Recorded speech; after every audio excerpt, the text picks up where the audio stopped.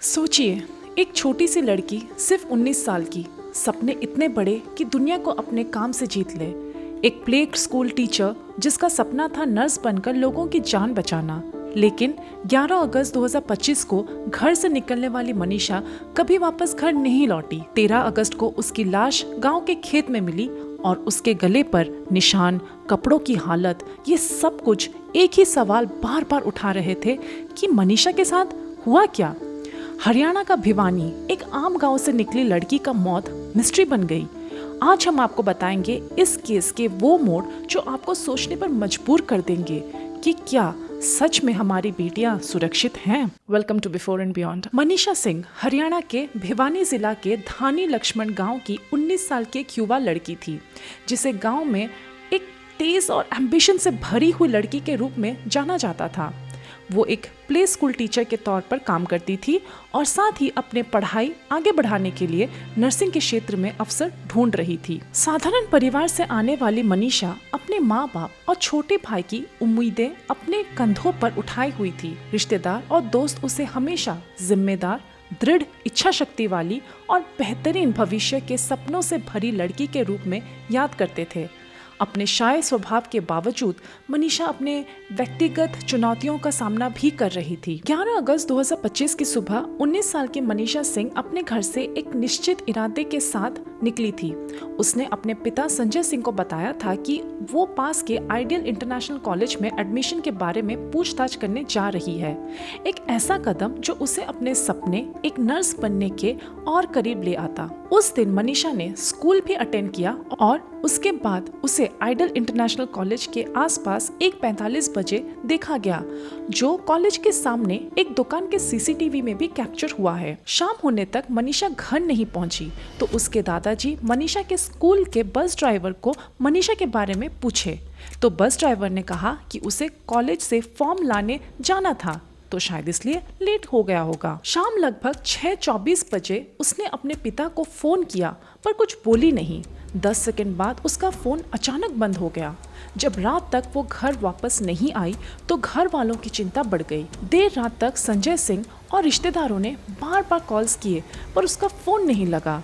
जगह जगह ढूंढा लेकिन मनीषा का कोई पता ही नहीं चला। तो मनीषा के पिता Sanjay Singh ideal international college पहुंचे, जहां उन्होंने देखा कि रिसेप्शन पे बैठे 3 स्टाफ शराब के नशे में थे। मनीषा के बारे में पूछने पर स्टाफ वालों ने तुरंत कहा कि मनीषा या उसके जैसी कोई भी लड़की कॉलेज फॉर्म लेने आई ही नहीं। संजय तुरंत 112 डायल करके पुलिस को बुलाए और जब सीसीटीवी फुटेज दिखाने को बोला तो कॉलेज के स्टाफ ने दिखाने से साफ मना कर दिया।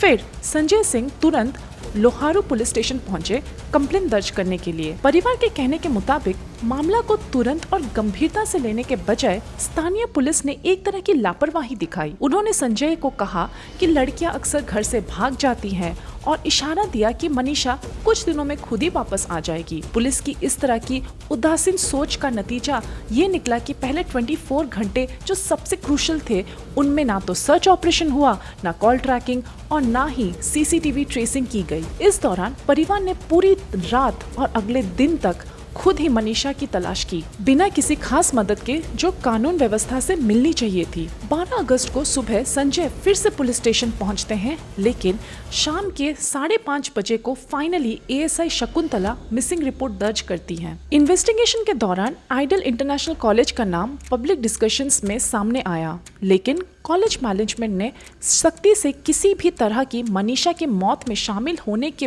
बात को खारिज कर दिया। कई मुख्य स्टाफ मेंबर्स के बयान के अनुसार कॉलेज रिकॉर्ड्स ने कंफर्म किया कि 11 अगस्त को कोई भी लड़की मनीषा समेत इंक्वायरी के लिए नहीं आई थी और ये भी कहा कि उनके कॉलेज में किसी को डायरेक्ट एडमिशन नहीं मिलता। उन्होंने ये भी स्पष्ट किया कि कॉलेज का एकेडमिक शेड्यूल 1 बजे दोपहर तक ही होता है और मनीषा अपने स्कूल से लगभग 1:58 बजे निकली थी, जब तक कॉलेज बंद हो चुका था। आगे मैनेजमेंट ने कहा कि उस दिन सभी स्टाफ और महिला निवासी मौजूद थे और कोई भी विजिटर मनीषा के डिस्क्रिप्शन से मैच नहीं करता था। उन्होंने ये भी जोर दिया कि वे पुलिस इन्वेस्टिगेशन में पूरी तरह से सहयोग कर रहे हैं और ये भी स्पष्ट किया कि उनका संस्थान किसी भी पॉलिटिकल व्यक्ति या पॉलिटिशियन के परिवार के साथ कोई संबंध नहीं है। और फिर 13 अगस्त की सुबह एक डरावना सच सामने आया। सिंघानी गांव का एक किसान अपने खेतों में गया था, जो कि एक कैनल के पास था। वहां उसने एक खौफनाक मंजर देखा। फसलों के बीच मनीषा की लाश पड़ी हुई थी। उसका गला कटा हुआ था, आंखें बाहर पड़ी थी और सीन पे साफ पता चल रहा था कि ये कोई हादसा नहीं बल्कि हिंसा थी। ऐसे लग रहा था जैसे उसका पूरा चेहरा एसिड से जलाया गया है, जिससे चेहरे का स्किन पूरा बाहर आ गया है। किसान तुरंत गांव लौटा और लोगों को खबर दी। खबर आग की तरह फैल गई और कुछ ही घंटे में दर्जनों लोग वहां इकट्ठित हो गए। पुलिस को भी सूचित किया गया और मनीषा के परिवार को लाश की पहचान के लिए बुलाया गया। जब उनके पिता संजय सिंह और छोटे भाई ने उसे देखा तो वो दर्द और गम से घिर पड़े। अपनी आंखों के सामने इतनी निर्मम हकीकत देखकर बिखर गए। पुलिस न सिर्फ मिसिंग कंप्लेन को गंभीरता से लेने में असफल रही, बल्कि लाश मिलने के बाद उनका शुरुआती रिस्पांस ने स्थिति और खराब कर दी। क्राइम सीन को प्रिजर्व करने और केस को एक संभावित हत्या के रूप में ट्रीट करने के बजाय अधिकारियों ने जल्दबाजी में ये थ्योरी सामने रखी कि मनीषा ने पेस्टिसाइड खाकर सुसाइड की है और इसके लिए सुसाइड नोट का हवाला भी दिया। लेकिन उस किसान का कहना था उसने कोई सुसाइड नोट देखा ही नहीं। फॉरेंसिक रिपोर्ट का इंतजार किए बिना दिया गया एक तुरंत निष्कर्ष पुलिस की लापरवाही पर सवाल खड़े करता है और कुछ जगह ये शक भी उठाया गया है कि कहीं पुलिस ने जानबूझकर कवर अप तो नहीं किया। गांव वालों और सामाजिक कार्यकर्ताओं ने पुलिस पर आरोप लगाया कि वो इस मामले को दबाना या हल्का करने की कोशिश कर रहे हैं, खासकर इसलिए क्योंकि यहाँ इज्जत और पारिवारिक विवादों जैसे सेंसिटिव मुद्दे जुड़े हुए हैं। भिवानी में मनीषा का शव मिलने के बाद पूरे इलाके में हलचल मच गई। गांव के लोग गुस्से में थे। उन्होंने पुलिस पर लापरवाही और जानबूझकर कवर अप करने का आरोप लगाया। पुलिस ने पहले ही इस मामले को सुसाइड कहकर सुलझाने की कोशिश की, जिससे जनता का भरोसा भी टूट गया। अगले कुछ दिनों में गुस्सा पूरा आंदोलन में बदल गया। सड़कें ब्लॉक की गई, महापंचायत बुलाई गई और जस्टिस फॉर मनीषा के नारे हरियाणा के हर कोने में गूंजने लगे। सरकार को डर था कि अफवाहें और गुस्सा कंट्रोल से बाहर न निकल जाए, इसलिए तुरंत कदम उठाए गए। भिवानी और चक्री धात्री में 48 घंटे के लिए मोबाइल इंटरनेट, बल्क एसएमएस और डोंगल सर्विसेज बंद कर दी गई। इस बीच शक को दूर करने के लिए 3 बार पोस्टमार्टम किए गए। पहले भिवानी सिविल हॉस्पिटल में, फिर पीजीआईएमएस रोहतक में और आखिरी बार एम्स दिल्ली में। हर रिपोर्ट में ये तो दस्तकीद हुई है कि मौत हिंसा की वजह से हुई, लेकिन शुरू में इन्वेस्टिगेशन का रुख जहर खाने या सुसाइड की तरफ मोड़ दिया गया। मनीषा के परिवार ने ये नतीजा तुरंत खारिज कर दिए। उनका कहना था कि मनीषा के साथ पहले बहुत बुरा किया गया और फिर उसका कत्ल किया गया। पब्लिक प्रेशर बढ़ता गया और राज्य सरकार पर काफी दबाव बनने लगा। भिवानी से लेकर दूसरे शहरों तक प्रोटेस्ट फैल गए। लोगों ने पुलिस की हर एक गलती को गिन गिन कर सामने रखा। 11 अगस्त को मिसिंग कंप्लेंट पर पुलिस का डिसमिसिव रवैया, तुरंत सर्च ऑपरेशन ना करना और शाम के 6:24 के बाद मनीषा की कॉल ट्रेस ना करना। 13 अगस्त को शव मिलने पर क्राइम सीन पर सही तरीके से काम ना करना, गले पर चोटों के बावजूद सुसाइड थ्योरी गाड़ देना। अंत में 16 अगस्त को जब जन आंदोलन चरम पर था, हरियाणा सरकार को कदम उठाना पड़ा। भिवानी के एसपी को तुरंत ट्रांसफर किया गया और केस की शुरुआती हैंडलिंग में शामिल 5 पुलिस ऑफिसर्स को सस्पेंशन मिल गई। सरकार ने ये कहा कि ये एक्शन उनकी लापरवाही, इनसेंसिटिविटी की वजह से लिया गया। ये सस्पेंशन एक तरह से पनिशमेंट भी था और एक अश्योरेंस भी, ताकि पब्लिक को लगे कि जिम्मेदारी ली गई है। लेकिन मनीषा के परिवार के लिए ये बहुत देर हो चुकी थी। उनका मानना था कि पुलिस की देर और बायस के वजह से सबूत खो गए और असली सच दबा दिया गया। इसी वजह से आज भी उनकी सीबीआई इन्वेस्टिगेशन की मांग जारी थी। आखिरकार तभी परिवार अंतिम संस्कार के लिए तैयार हुआ जब उन्हें सरकार से अश्योरेंस मिला कि सीबीआई इन्वेस्टिगेशन होगा। 21 अगस्त 2025 को मनीषा के लापता होने के 9 दिन बाद उसका शव उसके गांव में दहन किया गया। उसका छोटा भाई आंसुओं के साथ लेकिन हिम्मत दिखाते हुए अंतिम संस्कार के लिए आगे बढ़ा और चिता को आग दी। हजारों लोग, एक्टिविस्ट और गांव वाले उस वक्त वहां मौजूद थे। वो अंतिम संस्कार सिर्फ एक विदाई नहीं थी, बल्कि एक जन आंदोलन का रूप बन गया। आसमान एक बार फिर गूंज उठा जस्टिस फॉर मनीषा। उसके परिवार के लिए ये पल एक ऐसा गम था जिसका अंदाजा शब्दों में मुश्किल है। मनीषा के मौत के बाद कई पोस्टमार्टम्स अलग अलग जगह पर किए गए और उनके कंक्लूजन्स ने पूरे केस को और ज्यादा उलझ दिया। फर्स्ट पोस्टमार्टम किया गया भिवानी सिविल हॉस्पिटल 13 अगस्त को। ये पहला पोस्टमार्टम सिंघानी गांव में लाश मिलने के तुरंत बाद हुआ। इनिशियल ऑब्जर्वेशंस में डॉक्टर ने बताया कि मनीषा के शरीर में पॉइजन के ट्रेसेस मिले हैं, साथ ही उसके गले पर इंजरी मार्क्स थे जिसमें एक गहरा कट भी था थ्रोट रीजन पे।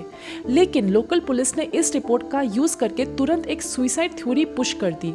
ये कह दिया कि मनीषा ने जहर खाकर अपनी जान ले ली। फैमिली ने तुरंत ऑब्जेक्ट किया। उनका कहना था कि ये रिपोर्ट वायलेंस के सबूत को इग्नोर कर रही है। सेकंड पोस्टमार्टम PGIMS रोहतक 14 से 15 अगस्त के बीच।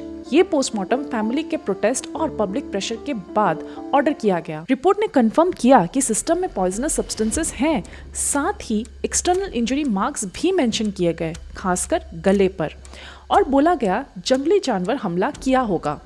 फाइंडिंग्स ये भी दिखा रही थी कि पॉइजनिंग तो थी, लेकिन एग्जैक्ट कॉज ऑफ डेथ को कंक्लूसिव तरीके से डिक्लेयर नहीं किया जा सकता था। इस रिपोर्ट ने सस्पिशन को और डीप कर दिया, क्योंकि पॉइजनिंग और थ्रोट इंजरीज दोनों एक साथ होने से ये भी लगने लगा कि कहीं ये स्टेज मर्डर तो नहीं था। थर्ड पोस्टमार्टम एम्स दिल्ली 18 अगस्त को। सबसे फाइनल और अथॉरिटेटिव एग्जामिनेशन एम्स में हुआ, जिसका मकसद कॉन्ट्राडिक्शंस को रिजॉल्व करना था। रिपोर्ट ने फिर से पॉइजन ट्रेसेस डिटेक्ट किए। इंजरीज जो एक्सटर्नल वायलेंस को दिखाती थी वो भी नोट की गई, लेकिन एम्स की रिपोर्ट भी ये क्लियरली नहीं बोल पाई कि डेथ सुइसाइड थी या फिर होमिसाइड। इस एम्बिग्यूटी ने इन्वेस्टिगेटर्स को अलग अलग एंगल्स एक्सप्लोर करने का स्कोप दिया।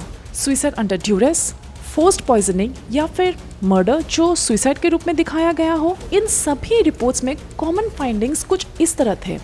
पॉइजन मनीषा के शरीर में था, गले पर और थ्रोट के रीजन पे इंजरीज क्लियरली विजिबल थे।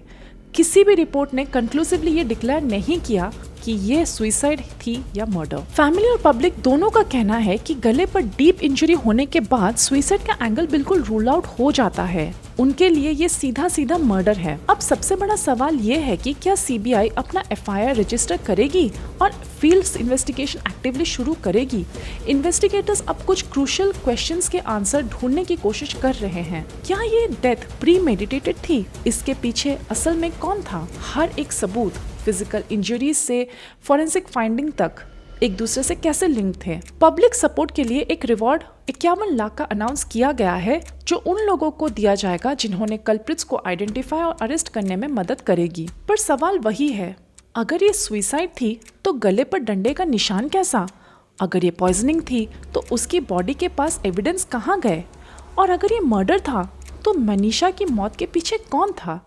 21 अगस्त को जब मनीषा का अंतिम संस्कार हुआ तो सिर्फ एक चिता नहीं जली, बल्कि एक सवाल भी उठाया गया, क्या हरियाणा की बेटियां अपने ही घर और अपने ही गांव में सुरक्षित हैं? CBI के हाथ में केस है, इन्वेस्टिगेशन अब भी जारी है और पूरा देश इंतजार कर रहा है कि सच कब सामने आएगा। हर बेटी का सुरक्षित रहना सिर्फ उसके माँ बाप की नहीं, बल्कि पूरे समाज की जिम्मेदारी है।